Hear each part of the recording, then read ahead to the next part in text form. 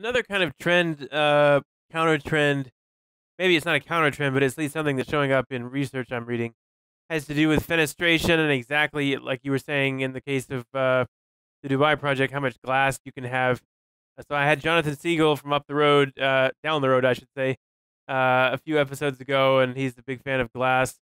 And I have never entirely understood how buildings have this desire to be increasingly sustainable, but many of those exact same buildings have a huge amount of glass.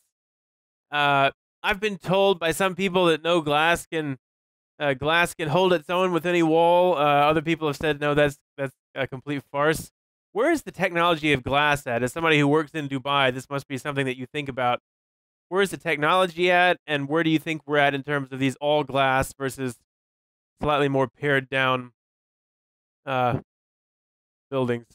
Well, I think there's all different levels of performance of glass, and basically natural light and visibility is very key to our happiness, essentially, Of course. particularly in a work environment, and basically in a living environment. So we can't discount the importance of being connected to nature and being able to see outdoors and also to orient ourselves based on the time of day. They've done these studies that people are healthier and less stressed when they can actually sense the difference of color morning light to afternoon light. Right. And so, we need to look after, sustainably design our projects.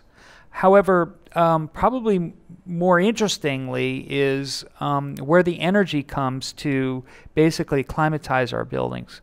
And one of the reasons why there's a move to limiting glass is because the energy is dear to us and in making energy, but as renewables become more and more common and cheaper, then the restriction for climate control will become less and less. And so you actually may see things or buildings being more open and more glassy just because energy will become cheaper.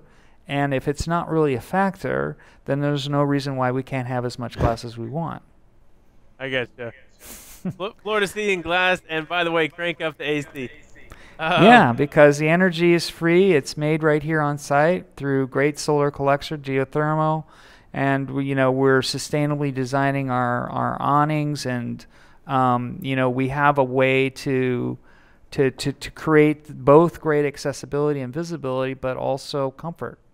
So you think that investment in renewable energy capture is going to win the day over investment in triple pane glass, for example?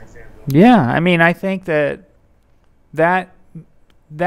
trumps the performance of the glass. The glass, you always want the glass to perform well, but the main issue is the energy. It's not the glass. So we have to sort of address that.